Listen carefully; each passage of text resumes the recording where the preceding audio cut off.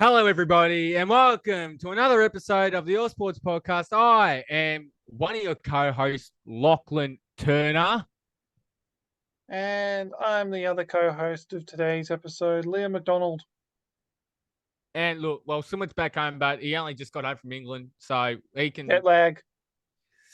Gets the look. worst of us. Look, it's no excuse, but look, I reckon, no excuse from him. But anyway, the links to her socials will be in the description down below, so be sure to check those out.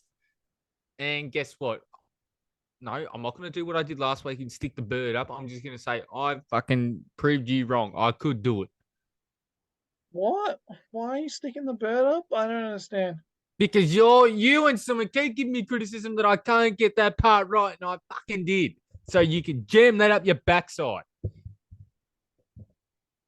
Anyway, I'm gonna start us off. You seem a bit. Is that the surprise direction you were taking the podcast? You were gonna tell me to jam it up my.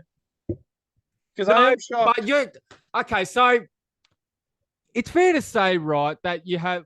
So when a sports player plays, they start out, they hit their prime, and then they decline. Yeah. Who are we calling washed this week? No, we're not calling anybody washed. This is just a generalization, right? But that's literally pretty much how it goes majority of the time. Where a player starts at obviously peaks and they decline, and then they retire. Yes. Then tell me why a lot of these players are still getting called stars, like superstars. That I'm starting to get sick of that word, superstars. I'll give you a new example. Dustin Martin. He has not done anything. Oh, that's bold. That is not bold. Look at him. Look at every statistical category since 2020. Decline. Yet we all still call him, or the commentators still call him a superstar. He is not a superstar anymore. Well, they call Trent Cotchin a star. He has been declining since probably before the 2020 grand final. And it's evident. Gary Ablett, to a certain extent, he was never the same player once he hurt his shoulder, yet we were still calling him a superstar. He was a very good player, but he wasn't a superstar after that shoulder injury. I'm just going to raise a point here that once you achieve superstar status, you never lose that status. Why not? People can start calling you overrated because you're not as good as you used to be. That's fair enough. But once you become a star or a superstar, they just tend to always be labeled as such for the rest. Even if the drop off is like Dustin Martin's, you can't tell me in like. Yeah, okay. Dustin Martin is not the same guy that won. He's not a star anymore. He's not a superstar. But he has the resume that says that he was at one point a superstar, so therefore he is still a superstar. He is a veteran who will every now and then. I can't think of the saying. Will turn back the clock. But he is still a superstar because at one point in time he was a superstar, and if you look at his resume, you will look at it and say, "Gee, that guy." And then you look at the year that he retired, and then you look at the last award that he got, and you go, "Well, obviously he declined." Yes, okay. After that, so he had a peak, but that doesn't mean that he was not a superstar over his career. I'm not saying that, but I'm just saying we use the word star among players very, very lightly. Like I agree. Like saying I'll give you a play. Now I'm only saying this because I follow the team, but Sam Draper is not a star. You look at what he does, he barely gets the ball 10 times and he barely reaches 30 hit outs a game. That is not a superstar ruckman. He has like maybe 5-6 hit outs to advantage a game. That is not superstar. That is not a superstar ruckman. Oh, sorry, that is not a star ruckman. That is you could probably call that maybe just slightly above average, but it is not star. Exactly. Okay, I'll give you that one. I'll give you that a lot of young players that show a glimpse are dubbed star way before they actually are a star, but you can't take star or superstar away from guys because they've gotten older and worse. I just call them veterans. They are veterans, but they're also able to, as a synonym, be called star or superstar. But not all the veterans are counted as stars or superstars.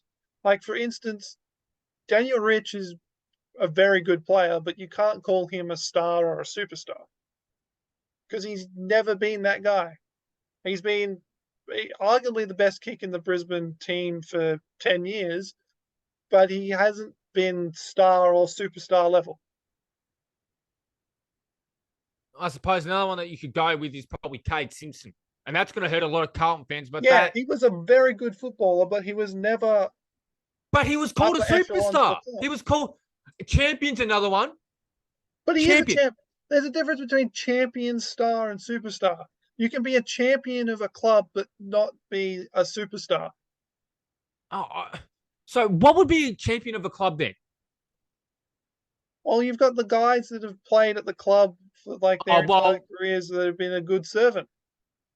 But like, I would also recognise a champion of a club, not just that, but also winning a ton of club awards. And I don't know if Cade Simpson would be regarded as he only won like 2 or 3 best and fairest. That's not champion level. That's still pretty good. That's good, but it's not champion though. Do you get what I'm saying? Like, so you're saying champion is like your Michael Vosses, your James Hirds, and not your. They have to. For me, this is where I sit. To be regarded as a club champion, like just champion, 5 or more best and fairest. That's a very exclusive list. 4 is pushing it. It depends on the side. Like, well, that Brisbane side, like you could have either given it to like your Voss, your Black. So if I bring up the list of Brisbane club champions, I'm gonna. Your theory is about to be absolutely fucking annihilated.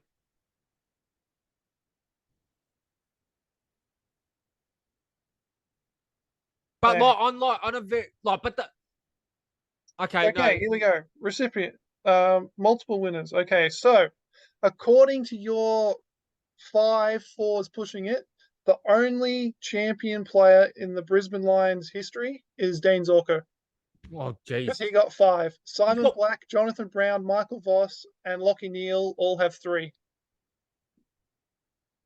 You know what? I might eat my words, but in saying that though, you look at the sides that Michael Voss was playing in for the majority of his Brisbane career. Like he had guys like Simon Black, Luke Power, Ackermanis, and Nigel Lappin, and Jonathan Brown to like beat. So like that's and Jason Ackermanis. Ackermanis won 2 as well. And Ackermanis. Okay, well look, maybe 5 best and fairest is a bit. What's another? Bit much, but yes. But like for me, I think a champion would have to be. Well, I just think that they'd have to win, multiple club awards and probably multiple AFL awards as well. And if we're going, and then for Essendon, your Reynolds, Hutchison, Hurd. Yep. And then you've got 2 more that count borderline. Watson. Yep. I think Simon Madden's the other one. Yep. So they both have 4. Hurd has 5, and Reynolds and Hutchison have 7. Yep. Okay. Well, what I'm saying. Okay. Well, look. Maybe I have to tone down that. Maybe I could probably say, look, win multiple club awards, but also AFL awards. Look, I don't care. As not just as a champion club, but as a champion player. That okay. So, but champion player, like champion of the comp overall, is different to champion of a club. Yes. So champion of a club, I would consider Cade Simpson a champion of the club, but as a champion of the AFL, yeah, no, that's not what I was saying. I was saying all legends as well. Like people, like I've seen a lot of people. I saw one person referring me as to an AFL legend, but it's like, what did he do? He holds the most record for AFL losses. Like that's not legendary level. That's not something that you should be proud of. Yeah, look, he stuck by them, but other than that, what did he do in the AFL that made you go, wow, okay, yes, he was courageous. Well, I think we all remember the game against Collingwood in 2012 where he got his like cheekbone. Well, he got absolutely clobbered. I remember watching that game, and of course, it had to be against Collingwood. Pretty dirty. So, but and I'll give you an example of a player turning back the clock, right? And this guy, he was an Arizona Cardinal, or he'll get into the Hall of Fame. He was a very good cornerback for so many years. Patrick Peterson, right? He then he started declining around 2019, 2020, and the word star for him, no more, because he was not performing like one, which is what I'm trying to say. Then you're getting into cultural differences between Australian and American sports. But I think it just goes because in American football, I've noticed it a lot in American football and somewhat in baseball, is that once players stop performing, that doesn't matter what they did in the past.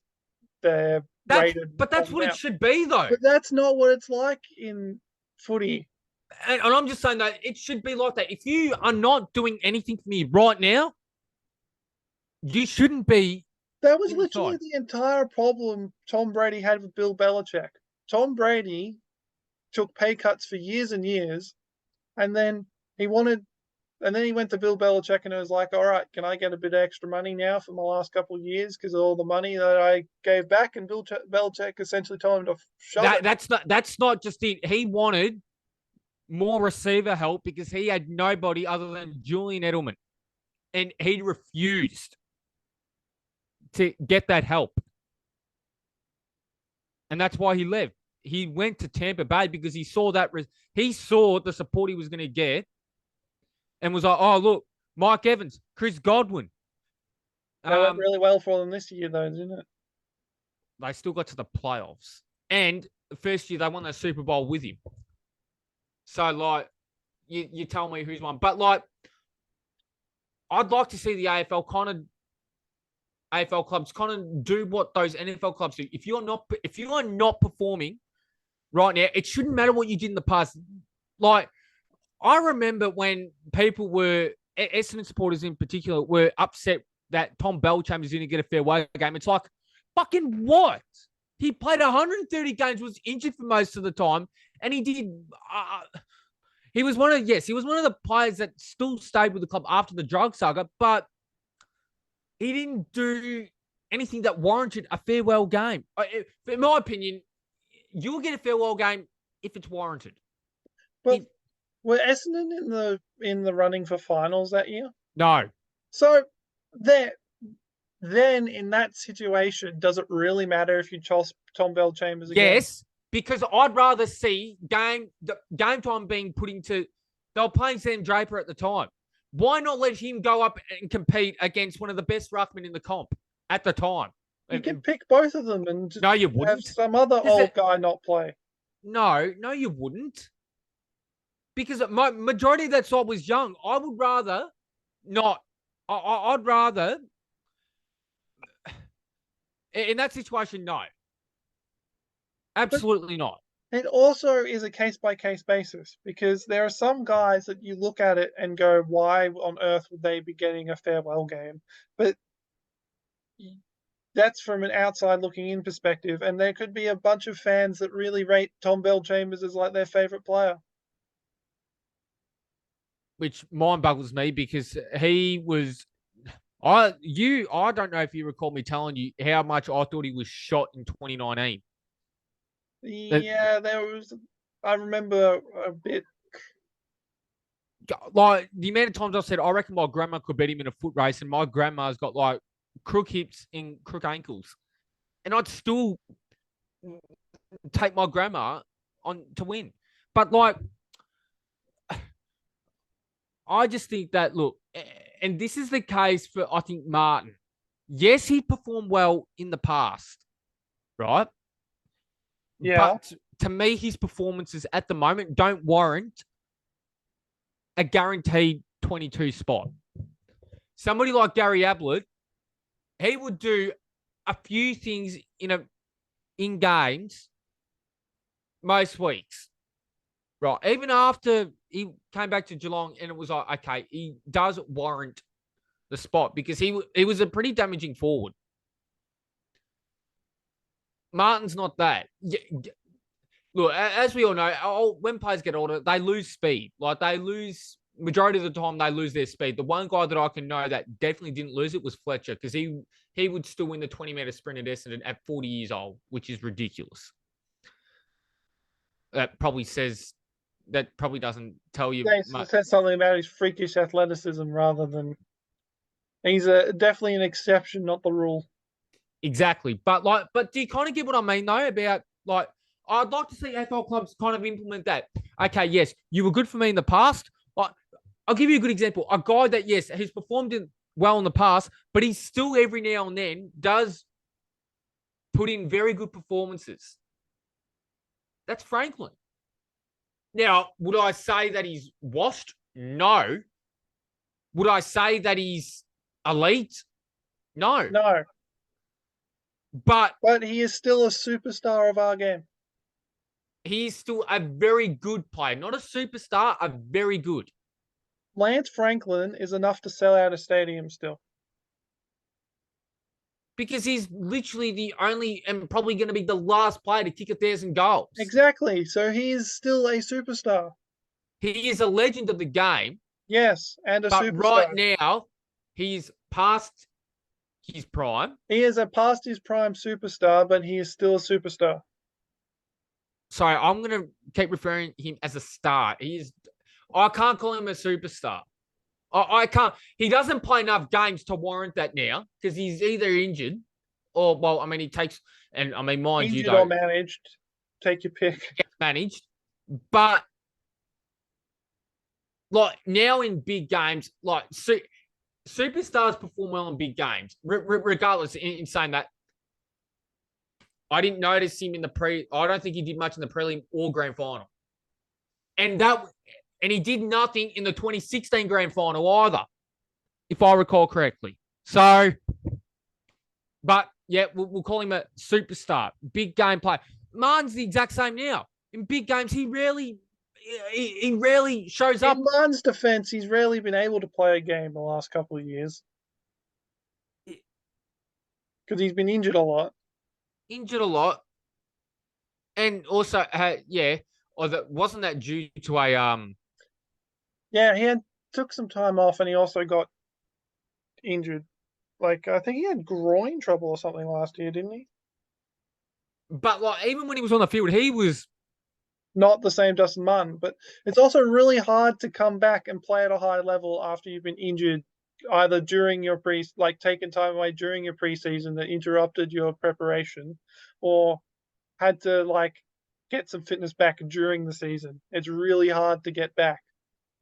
I think it also comes down to, once you've won awards, the league will often just keep promoting you,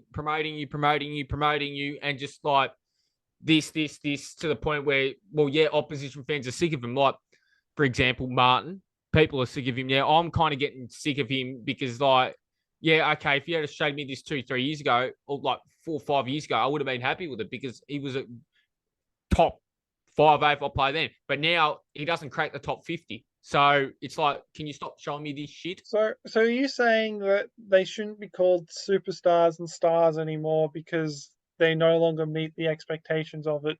But because they were once a superstar or a star, their expectations are now way higher.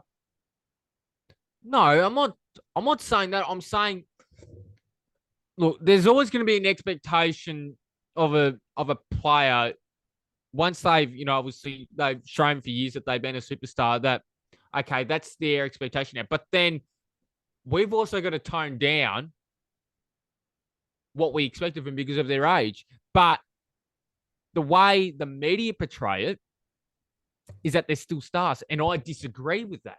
That's kind of what I'm saying. They still portray Martin as a top 10 player. He's nowhere near a top 10 player. No, he's not a top 10 player, but he still deserves to be referred to as a star. Stars very borderline currently. Trent Cotchin is another very good example. Like, he's just declined. He was a star of the game, but he's regressing slowly to the point now where if he has like 2 or 3 really bad games next year, He might not get another game. He'll play in the VFL, and what? Are we still going to call him a star? Yes, he can still be a star because based on his prior achievements.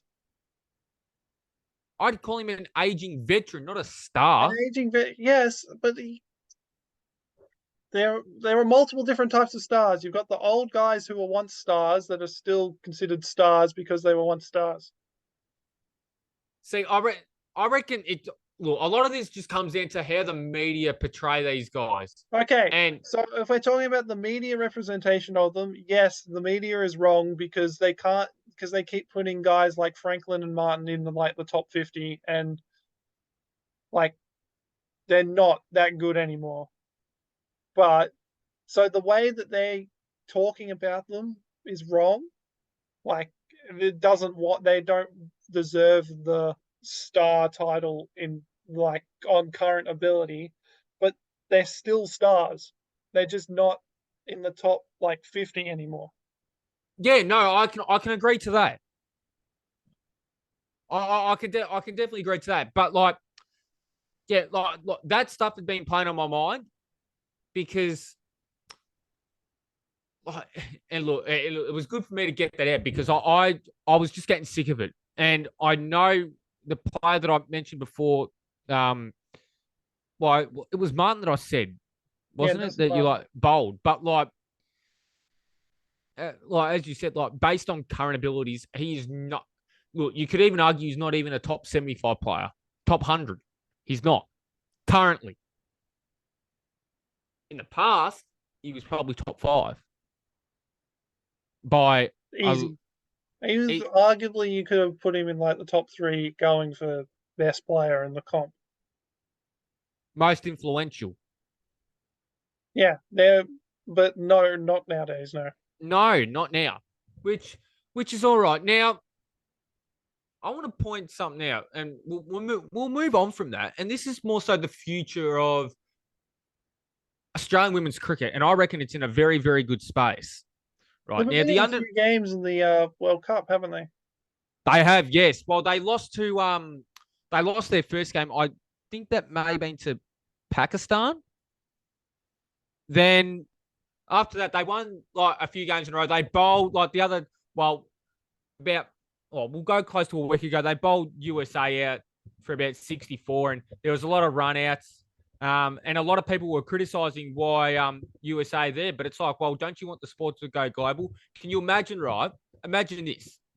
Imagine cricket going big in the US. Can you imagine the money that? Can you imagine, right? Can you how much money there's going to be in cricket?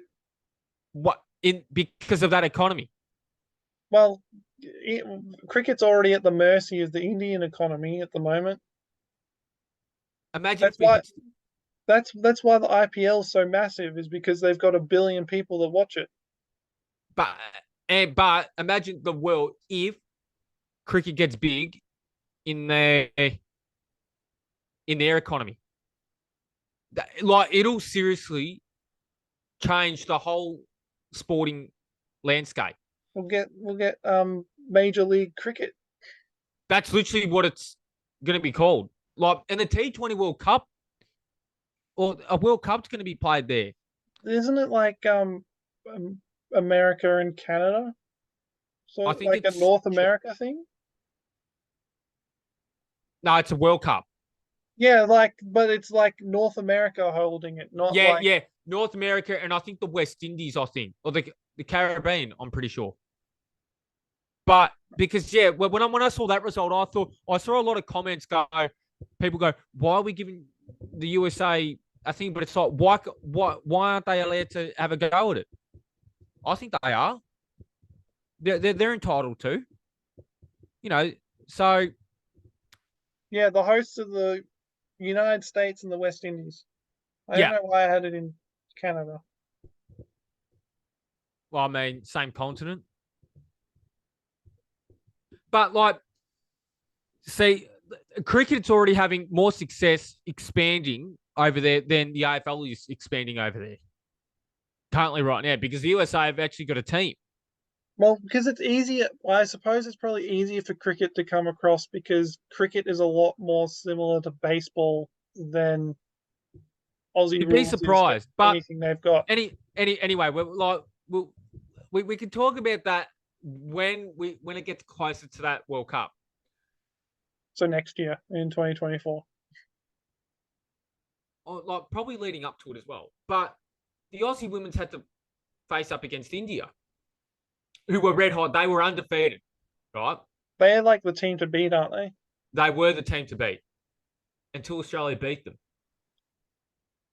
Yeah, that to me is very good because I think in the women's cricket, it's pretty much Australia and India that are, you know, they're the two standouts.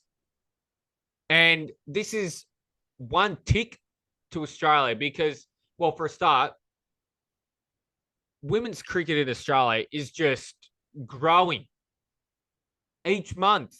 Well, each day, each month, each year. It's like really enjoyable to watch. Now, I could say that because I cricket Watch score Premier for Cricket every Sunday. yeah, first 11, got to point that out. First 11 Premier side, women's side. And I can tell you right now, majority of the time, I am very, very, like, it's really good to watch. Like, the standard is really good. And look, the standards and the professionalism in women's cricket, it's going to get better. They're not obviously there yet, but they'll get better. And like Australia beating India in the Under-19 World Cup, that's huge for them. You know, Australia there was a 15-year-old kid that took 2 wickets over there. In the under 19. I'm pretty sure she's 15 or 16. That's not bad.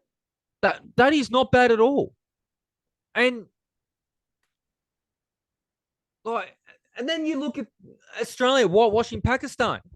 The opener, Phoebe Litchfield, she's what, 19?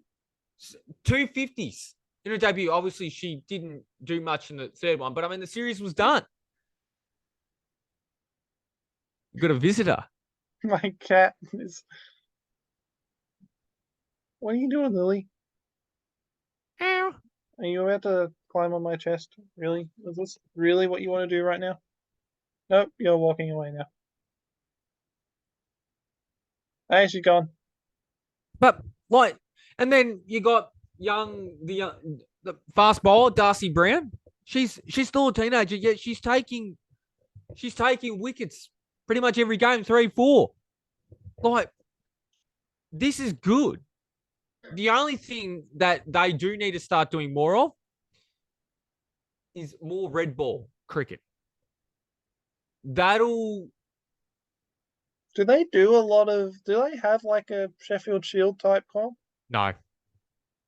It's just one day in T20. for the like state teams? Yeah. In Premier as well, because if they were to do it in Premier, they do a 2-dayer, and they don't do 2 days. But honestly, I think the future of women's cricket is, out of all the women's sport in the world, it is looking a lot more brighter than, say, the WNBA, because they're all complaining about.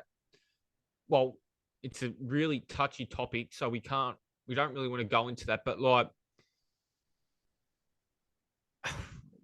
should I say it or should I not? Well, the WNBA players, they're not gunning for like the same. They don't want to get paid the same as like basketball players like their male players in terms of like the size of their contracts. Like they're not going for 200 million over 5 years. They're going for like a same split of the money. So like The revenue. so the NBA players say get 35%. I'm not sure. I don't think that's the number, but the WNBA players want that 35% as well. Like they I know don't think that the that's number not isn't gonna unreasonable be though. big. That's not unreasonable. But yeah, that's what I think Kelsey Plum, one of the WNBA players, said that recently as that's what they want. But I think that's reasonable.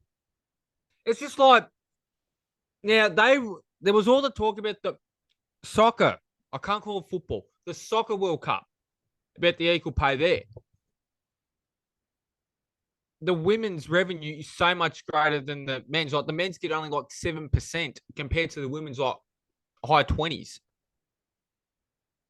Like, and look, it is a very touchy topic, but I just think as I said, out of all the women's sports, women's cricket it's doing its job. Like it is growing like massively in Australia, and that's a good And I thing. think it's also sustaining itself for a large part as well. Yeah, it is, and and it's really good to see that because I don't mind. Like, I'll flick it on. I don't mind watching it.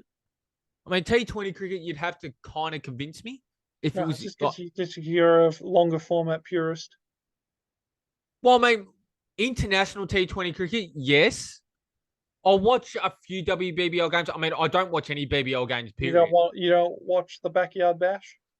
No, Stars got absolutely well. Actually, no, they get absolutely pumped, and they lost. they didn't. It was on the TV at Yarrambat, and yeah, they lost because Storness couldn't hit. Well, see hit a the six. there's a Renegades player that got himself Taken out of the attack, taken out of the attack for bowling two full bungers. sucked in. That's the Renegades for you. But like, I'm just looking forward to seeing, saying the sport grow. Same with the AFLW. I reckon, in a few years, although the challenge for them is, did they expand too quickly? Like that'll be the question in a few years. It remains to be seen. In a few years, we'll know. Yeah. Because they're going to be careful that they don't do what the BBL did. They expanded games too quickly, and now it's pretty much it's not even up there as one of the best domestic T20 comps in the world anymore. Yes, they still get players, but the standard is so bad. Well, I saw a stat today that Steve Smith has played 3 innings and he already is tied for the most sixes in the comp. Yep. And the other guys have played like 13 or 14 games. And he's played 3. And that just proves my point.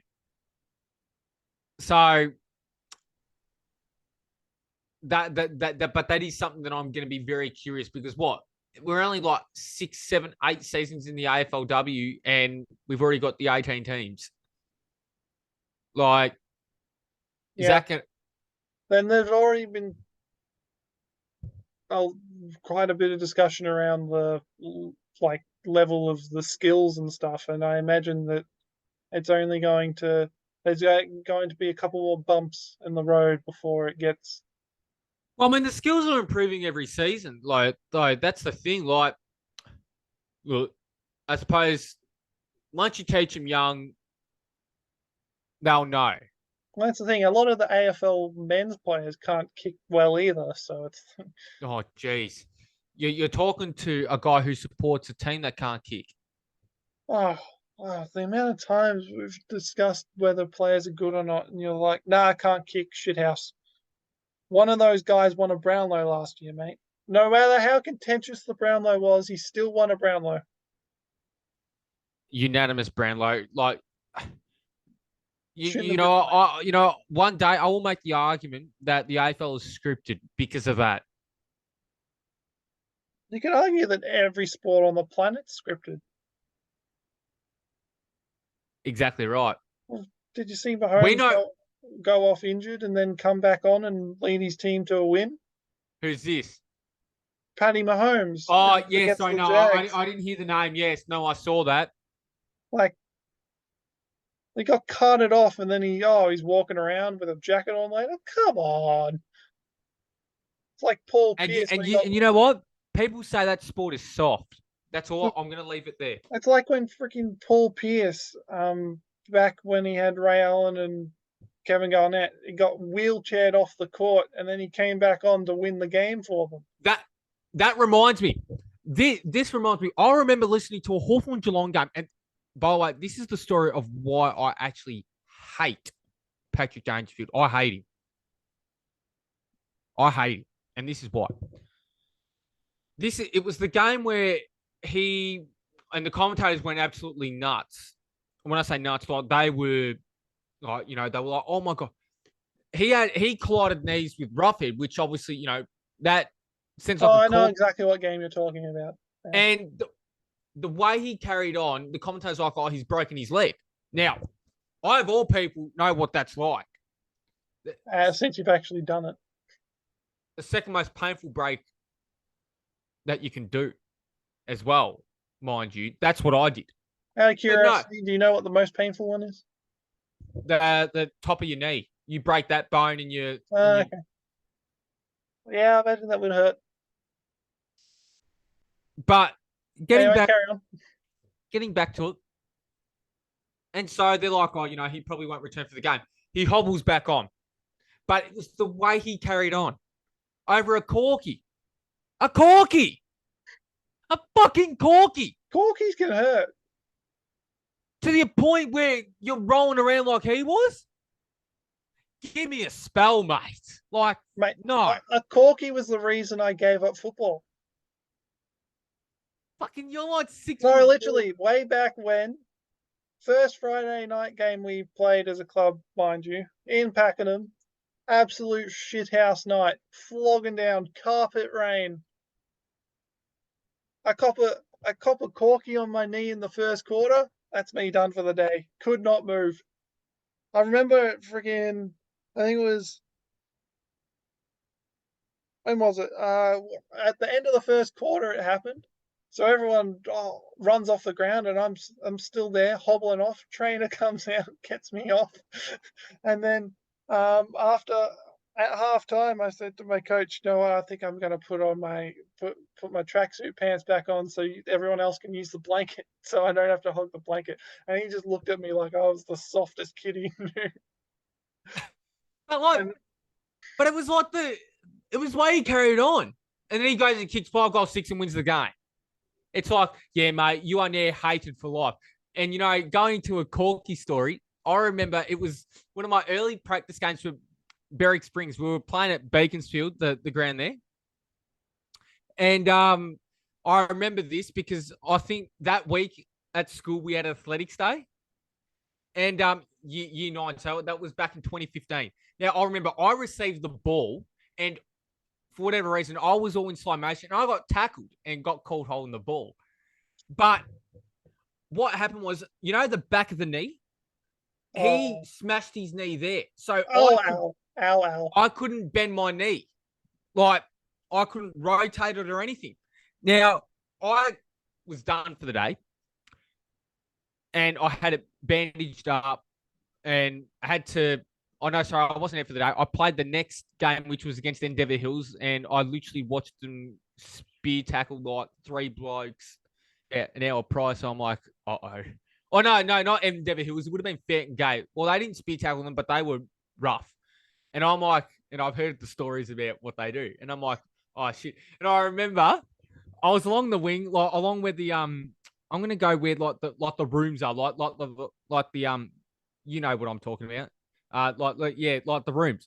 I remember there was a ball there that I could have, no pressure on me, but I saw a bloke like a Fountain Gate like 30 meters ahead, and I'm like, uh-oh, and I spilt the easy chest mark, and I just handball it to a teammate. I'm like, I probably shouldn't be doing this. And then then did athletics day, did the 200 meter, hobbled my way through to second place because the other guys were just walking. And even then, I only beat them by like 5-10 meters. I really struggled. I was like, it was like I was limping so badly. And then first contest against Opposite in the last day of practice games, the coach puts me in defense, which is like, what the fuck am I supposed to do? And I remember the ball was like bouncing towards me. It like, you know, when the ball like does that really weird bounce and it bounces high. I remember grabbing that. I get fucking spear tackled and landed on the knee.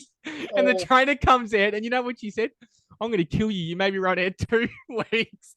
You made me run out 2 weeks in a row. So, yeah, and then I suppose another one, I had a head clash with a teammate, like cramping 5 degrees. It was just pissing down. I acted in. I added a bit of acted mayo. up the concussion. Yeah, I added a bit of mayo to it. I'm not gonna lie. Because it was 5 degrees, 8 o'clock in the morning, hailing.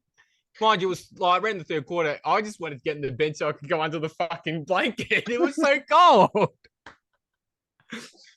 I remember, like, you know, I could go, you know, I'll save a few more stories for, or actually, I don't know, we can't do next Sunday because we'll be saying each other after that. Tell more story. Oh, geez, okay, that's going to be tough to figure out. Anyway, we'll talk about it later.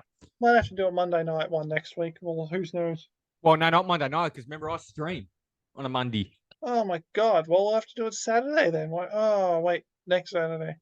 No, wow. You know I'll have what? to work next Saturday. It's gonna be interesting. I mean, I could always skip Monday stream, but anyway, That's a problem. anyway. You know, I reckon that's good that we told these stories. We need to do more of this, where we dedicate a part of this to like just tell Sports stories. But I'm not joking. We need to do this, like not just playing, but also maybe going and watching. Because I have a few that I know you're going to crack up and laugh at. I was in tears in a couple of them, and I got grilled for one of them. Well, that sounds like a story for another time.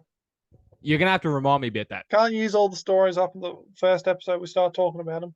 Yeah, exactly. So, moving on. There were more playoff games today in the NFL. And so first of all, the Jags and the Chiefs game. Well, Mahomes went out with an ankle injury. I saw it. He hobbled off. Like, I saw the part where he hobbled off. It looked really nasty. Like, his knee was out that way, and it was like, he's done something. You could look at it and go, oh, he's done something there. You're like, that's the Chiefs done, but no. I honestly saw something about it happen. It's like, that's it. The Bills have won. The Bills win it all. But hey, I just think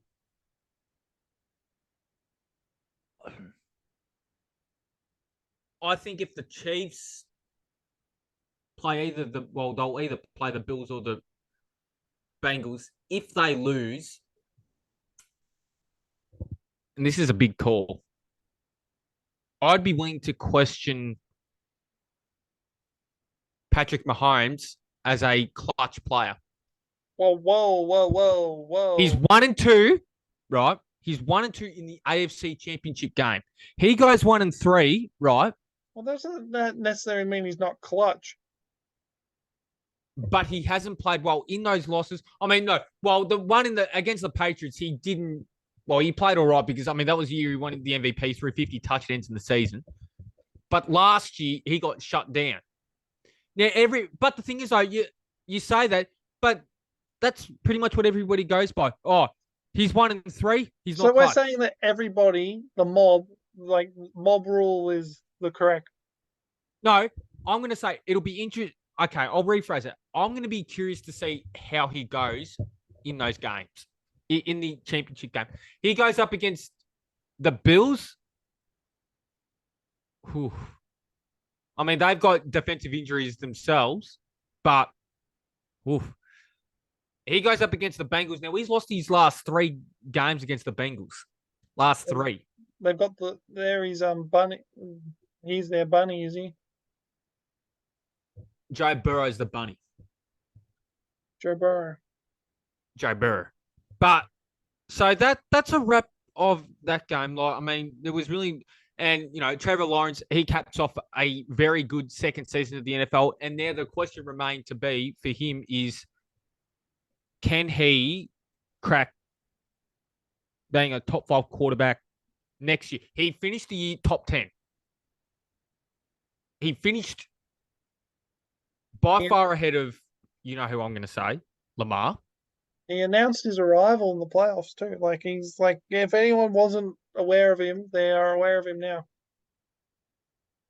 No, that people were aware of him prior. Like he was the number one college kid. He was number one high school kid. Like number one talent, like best talent since like Andrew Luck. Like Yeah, but now he's won a playoff game. He's legit now. and now he's thrown 5 touchdowns and 5 interceptions in the playoffs in his career so far. So Just got to keep everything perfectly balanced. exactly. Well, you don't want that. But the other one, the underdog story. This is going to be fun. The underdog story is now done. The Giants got absolutely hammered. 7-31 in Philadelphia. Was 31? I thought it was 38. Oh, 38. Sorry. No, 31 was the margin. Did you tune out the last touchdown, did you? Honestly, when I looked at what the score was, when it was like 21-7, I'm like 21-0, I thought, yeah, I better not like look at this anymore. And hang on, pretty much, yeah, so that was quite a disappointing way to finish. I mean, Daniel Jones didn't play that well. The question is, and this is the big question, do the Giants re-sign Jones and Barkley? And what can they achieve next year? Well, based on how far they got this season, you'd have to say they have to get them both back. Like Jones finally kind of proved himself, and Barkley is. He did. Limited. His number one receiver was Darius Slayton with 700 yards. In the regular season, Jalen Hurts threw 22 touchdowns with some of the best weapons in the league. AJ Brown, Miles Sanders, Devontae Smith, Dallas Goedert. Daniel Jones threw 15. 15. Now, I know he threw less, but you give him that caliber of weaponry. I guarantee you he throws 25-30. I can guarantee you that. He has made big strides in his game. So wait, so if they re-sign those two, do they not have the money to sign anyone else if they get those two back? They will have the money. They will restructure contracts. So you have to keep them both. Then you have to. I think yes. Now I will say before this season, I was like, this is Daniel Jones's last season because I thought he was bad, but I'm happy to be proven wrong. He has earned my respect. Saquon Barkley, I never really lost faith in him. He always looked injured last season, and he obviously came back. Now, the question is, they got this far with very little. Give him another off season. I reckon they can go to the championship game next year. Very early call, but we'll wait until like a few moves are being made there. Now, to the games tomorrow. We've got the Bengals and the Bills. Give me the Bills. No question. Now, lock it in. Eddie, lock it in. I'm going to say the Bills, but it's not going to be.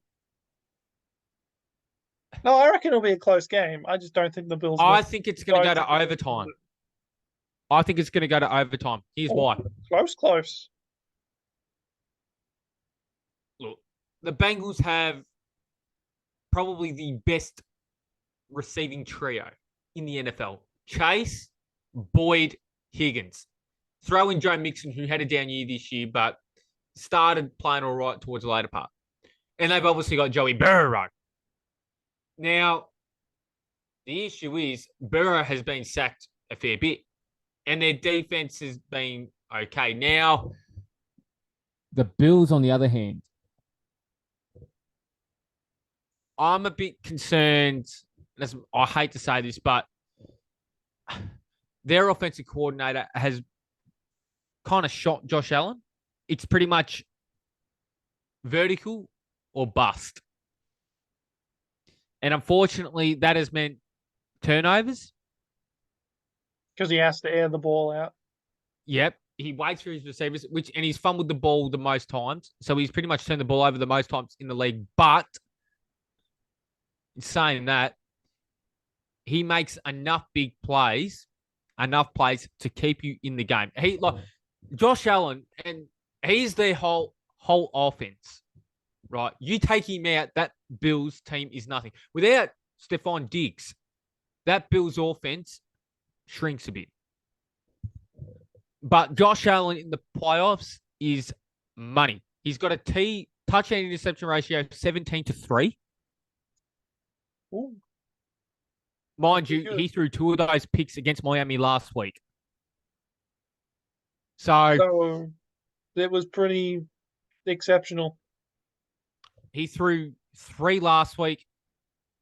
So what? It was 14-1 before last week's game. 15-1. Hang on. Wait. The math ain't mathing there, Lockie. If he was on 17 to... No, sorry, no. Did I say 15-1? I meant to say, I think he had 14-1 before last. That's what I said. Yeah, so now it's... Wait. Yeah, 14 sorry, you're correct. 1.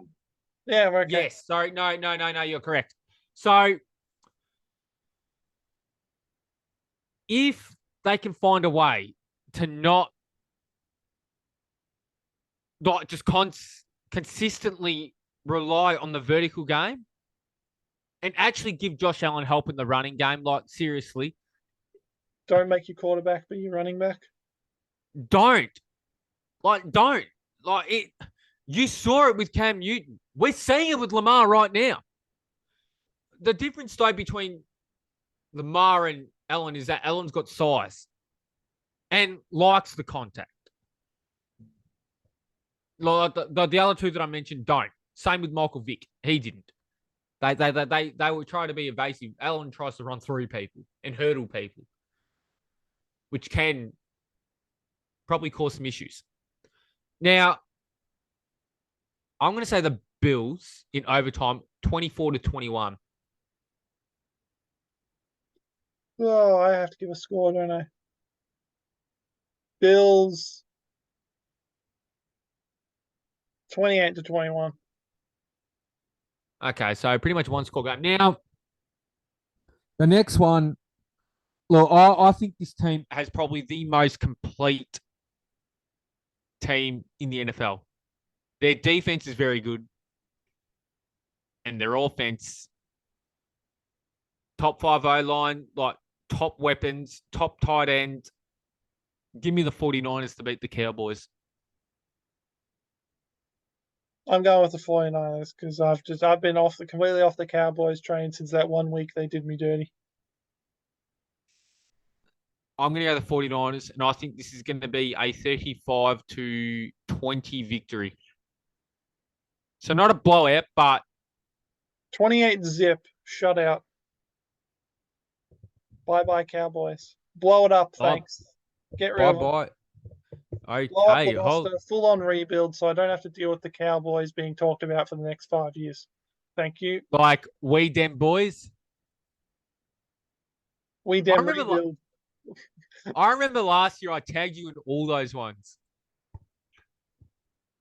Like, we're just checking, are we still dem boys? And it'd show the picture of the opposition quarterback that beat the Cowboys. No? You can tell I'm ringing a bell? really happy to be reminded about anything to do with the Cowboys. Or the Giants, as a matter of fact. Yeah, the Giants could be dead to me now. Because how much money did you lose from that bet? 10. I only lost $10. But how much could you have pocketed? 800. You know, I was honestly expecting you to grill me badly. But you didn't. I was just sad. I was just sad that they lost. I became invested in the Giants. Next year, man, lock it. No. Whichever team gets Lamar's winning the Super Bowl next year, so that's where it's going. Fucking what? Overthrowing receivers straight to the defenders. And that's another interception to... Are there any other NFL games this week? Or is No. that it? No, that's it. But Ooh, we're at the pointy end. yep, there's one thing I want to talk about. It's to do with the draft, but kind of the team that holds the number one pick, Who's got the pick right now? Chicago. Are they thinking about trading it? That's the question I'm going to ask. Right? They don't need a quarterback. Right? They don't. They've got The Justin top Fields. prospects quarterbacks? Yes, Bryce Young, C.J. Stroud, Wait, who's the Chicago quarterback? Justin Fields. Is he young? Did they take him Yes, recently? second year. This was his second year. So I think they've got to see what they've got in Fields. He's shown flashes, but they need to get him a receiver, like a top receiver. That should be their priority. Not defense. And offensive line. He needs an offensive line to help him out. But Do you know if there are any teams that have multiple firsts? First round picks. Yeah. I think Philadelphia do. Well, they don't need a quarterback. Seattle. They don't need a quarterback. No, they don't. And that's surprising because Detroit do, but I'm pretty sure they do. But I'm sticking with Jared Goff. So then there's not really. But the teams that are picking early, just after them, that need a quarterback. Indianapolis, they have, I think, a pick in the top 5. Texans have the second pick. And Carolina have a pick in the top 10. So that's 3 teams, right? Now, if I were Houston, right, I'd be scouting both top quarterbacks and go, all right, they could look at the what if scenarios and whether or not they're going to be happy with second best, I don't know. But I was thinking that if I'm Houston, and this is if I'll rate both of them. Honestly, it could be easier sitting at second and letting whoever's first take one, because then they take the choice out of your hands. That's the thing.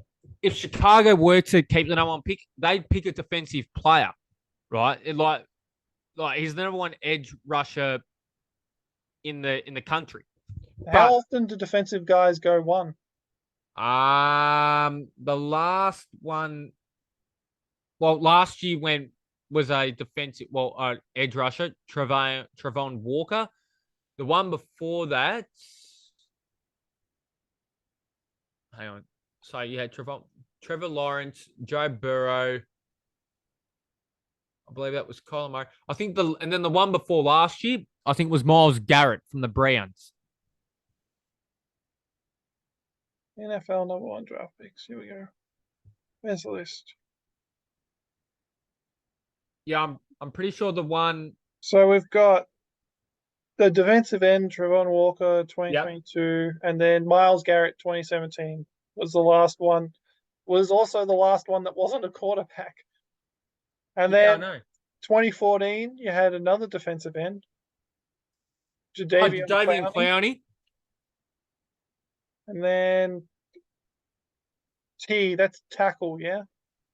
That was 2013. And then quarterback, another tackle. Okay, it seems like quarterback, defensive end, or tackle. You have to go all the way back to 96 for it to be a wide receiver. Who was that? Keyshawn Johnson. Okay. But in saying that, say Chicago, right, they get offered multiple first round picks and maybe a star receiver. Do you reckon they take that? Depends how highly they rate Fields. I think they rate him very highly. Then, yeah, that sounds like an absolute dream. Because if you get multiple firsts, you can get another. You can still draft a defensive guy anyway. You give Fields another guy to throw the ball at? Or potentially overthrow. Well, if they rate him, eventually that'll turn into throw it to him. I love that. Okay, one would look, hope. he might overthrow him now, but Eventually. eventually he'll give it to him. You know, every once in a while when he's not running for his fucking life. But Well, that with the multiple first round picks, you can get him some absolute giants in the O line. big fat fucks that are like 7 foot, 350 pounds. Though I've watched a bit of the Chiefs Jaguars game, and Trevor Lawrence's big guys are a bit daft.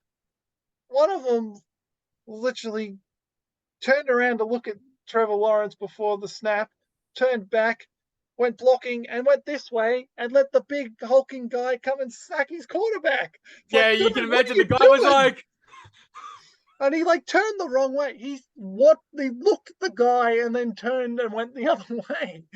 you know what we need, right? You know what we need to do for the championship game or the Super Bowl? We actually need to record our reactions while watching the game. Well, we're gonna like our mock draft. We're gonna No, as in like we did for the draft.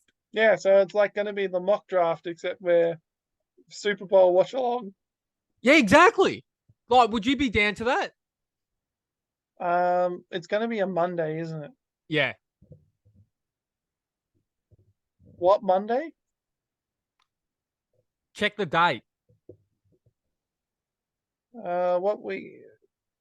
So next weekend is the divisional round. No, next week's the championship game. And then I think they have the week off. And then it might be the 13th for us. Super Bowl date. Monday, the 13th of Feb. 10:30 a.m. I was a god. Hmm. I'm a god. Well, because I normally work from 7 till 10. So I might have to go straight from work to yours, and I might be a bit late. But Hey, that's all right. Although I don't know if I'll have KO. Actually, it'll be on. Oh, fuck no. I'll need to make sure I have KO back up by then. So then we can. And we won't. I don't know if we'll watch it in my room. We might watch it in the garage. I'm going to have the garage set up and ready to go. Well, that's where I'm going to have everybody for my birthday. So, which I've still got to find out the day for that. But, yeah, make sure we have grog there and we're set to go. No fireballs allowed, but you know that. Yeah, it's a bit hard to watch the Super Bowl from outside your house. It's also fucking better to watch it while actually knowing where you are. I would know where I am.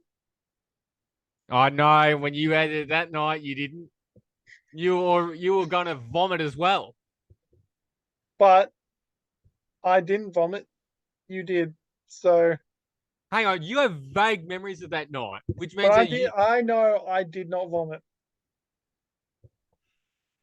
I know you guys dropped me while trying to. Summit dropped you. No. Well, I had your legs. You fell on top of me, apparently. But the thing was, right? You were most shit-faced. I was second most shit-faced, and I was responsible for both of your legs. The two sober people did not do a very good job of directing traffic. Wait, Adrian was not sober. He had a shit ton too. Okay, Summit then did an absolute terrible job of directing traffic. It's Summit though. What do you expect? He drives like a fucking. He's the one that had your arms in your head. So if you got any head trauma, that was Summit. I'm not surprised. Have you seen that man drive? It's fucking scary. Any lower leg trauma, that was my fault.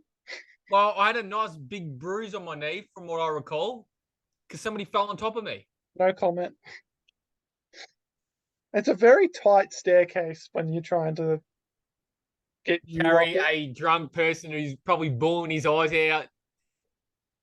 We didn't need to mention that part, but yes, you were. I was.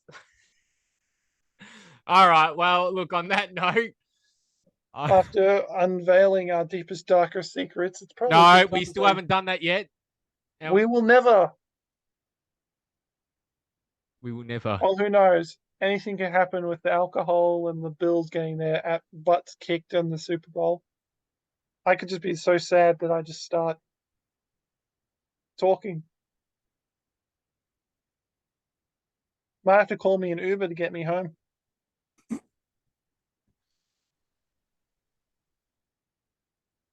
I don't think Well, so. anyway, seems like a good time to go.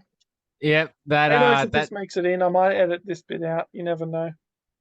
If I even watch this far in, I might completely forget this ever happened. anyway, thanks for watching / listening, depending on where you're gonna like watch or listen to this from. Wow, oh wow, you've done that well. Well, no, it depends on whether or not they listen to it on the. What platform they Yeah, it depends on what platform you use? There we go. What yeah platform you use use? to Oh shit! No, that's just, we've just dug ourselves into a deeper hole there. Somehow our outro is worse than our intro. What the fuck? No, so the important part is we get the intro right. It's the outro that just needs a bit of work. Look, anyway, depending on what you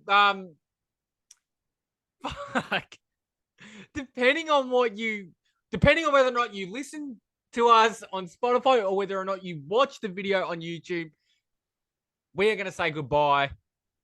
This is a train wreck. We've been saying goodbye for 2 minutes. What the? Yep. Let's just rip the band-aid off. Toodles. Bye.